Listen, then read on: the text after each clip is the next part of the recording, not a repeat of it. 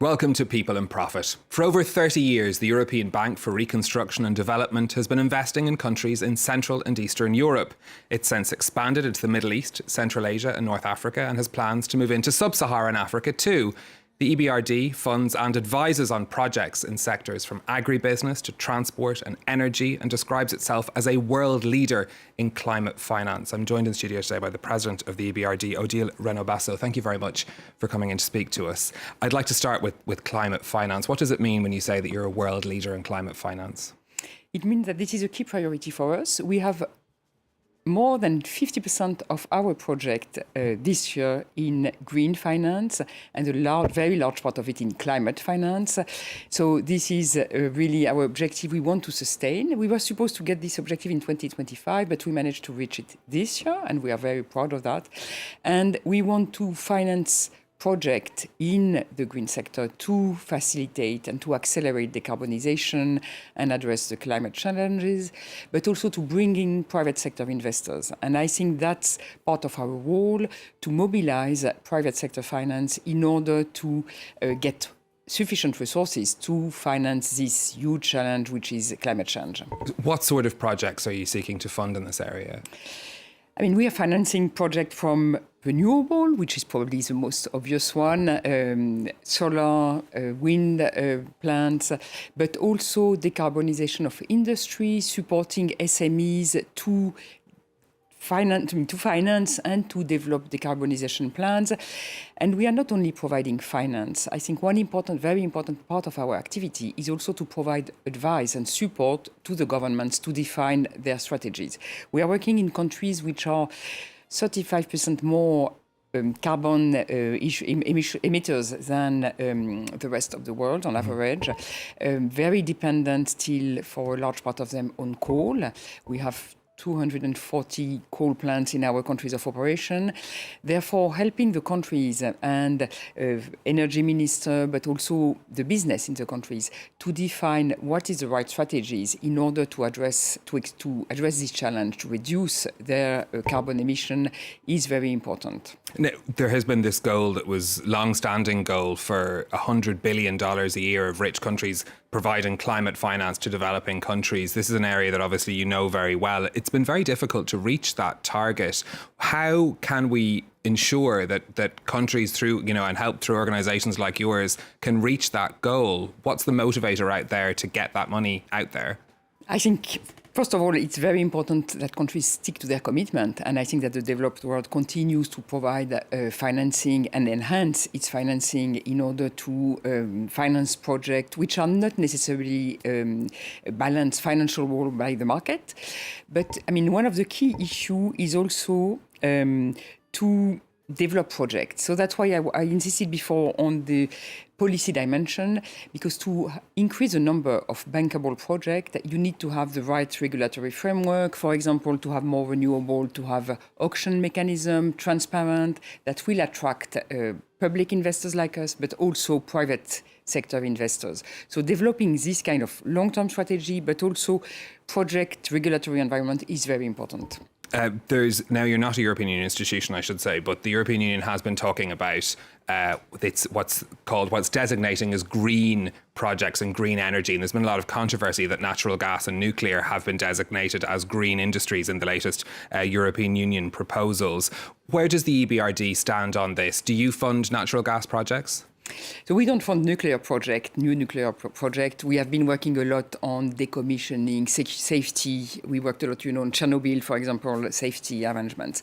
On gas project, we do not finance any more upstream gas, but in some cases, we can still finance midstream and downstream for the following reasons, and under very specific conditions.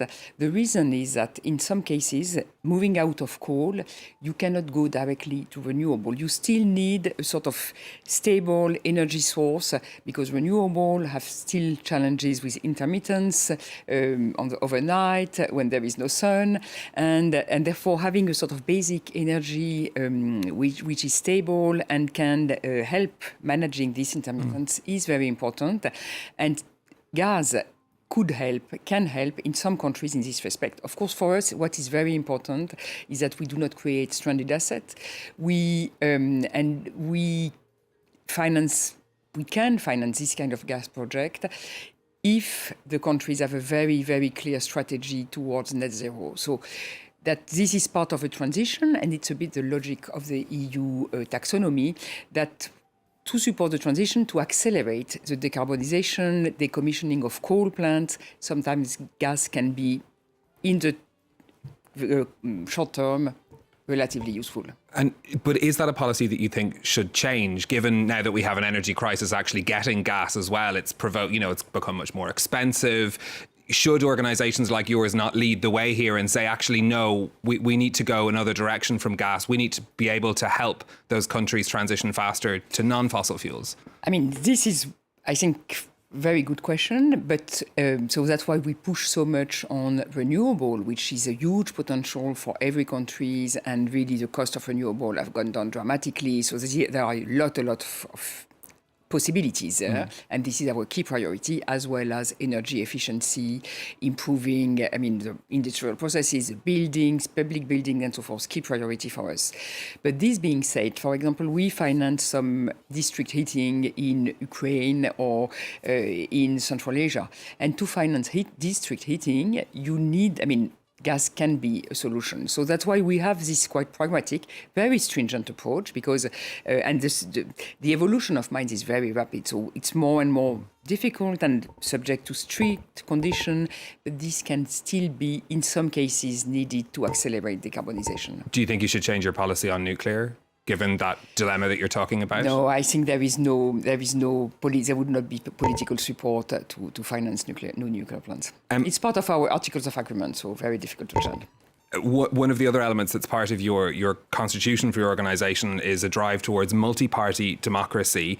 There are many countries, though, that you operate in where that doesn't exist in effect, notably Turkey, which is your biggest investment destination, given the steps being taken by President Erdogan and that increasingly authoritarian control he has in that country. Should the EBRD still be investing money there? Turkey is an interesting case because it's a country where you have multi-party, you have opposition leaders, you have big municipalities which are led by opposition leaders.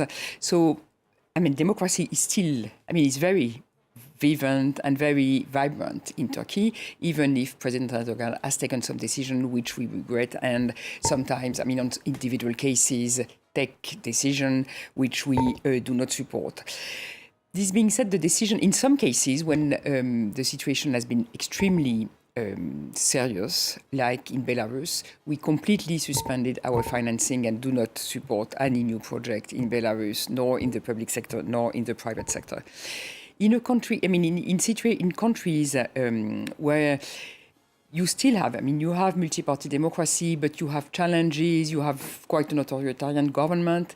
I think our support, for example, to the private sector, which is what we do mainly in Turkey with more than 85-90% of our financing for the private sector, or for local authorities, municipal projects, and so forth, is also a way to support democratic strands, diversity in public opinions, creation of a middle class which will promote further on democracy and so forth. So it's not always black and white, and very often remaining committed to the country and supporting the development of the private sector is also a way to support democratic development. There is also the question, though, of how close some of the companies or the private sector elements that you work with are to governments. Is your due diligence there strong enough that you're able to make that clear line of distinction between those companies that support the governments and those that are entirely their loyalties lie elsewhere?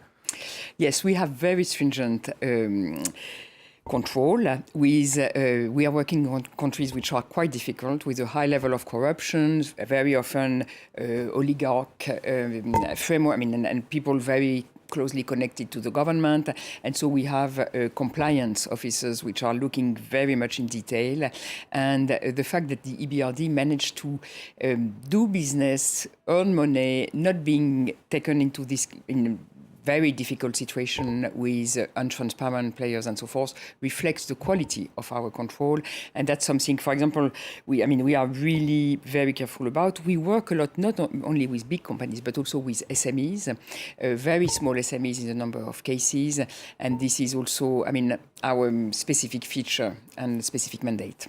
One of the other big challenges facing businesses everywhere, but in a lot of the countries that you work in, is inflation. How are you helping to support those companies, and are you making changes to projects as a result?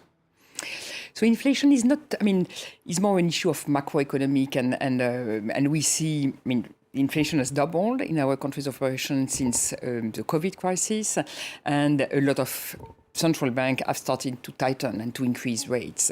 The situation is quite different. The highest level of inflation being Turkey, with figures around 48% announced this morning. And there, of course, this may have an impact on our business because we need to be sure that our investment are, if they are in hard currency, our clients will be able to repay us. We work a lot with companies that are doing export, that are exporting and receive foreign currency in repayment, so that's a way to hedge our risk. But otherwise, more globally, the big issue, I think, with inflation is its impact on inequalities, because it has a stronger impact on food prices, very large impact on the poorest people in the countries. It may trigger a risk of political instability. People really facing huge challenges on the day-to-day life. So this is something we monitor very closely. And one of our priority also in the bank is to support inclusion, fight against inequalities. Okay, President of the EBRD, Odile Renaud-Basso, thank you very much for coming in to speak to us. That's all from us for now. You'll find this and all of our previous programmes available to watch on our website, and we're on social media for your comments and questions. Until next time, thanks for watching.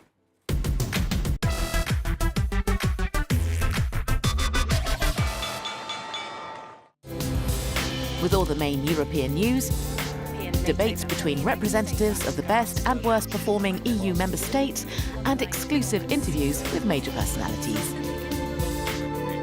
Talking Europe, presented by Catherine Nicholson on France 24 and France24.com.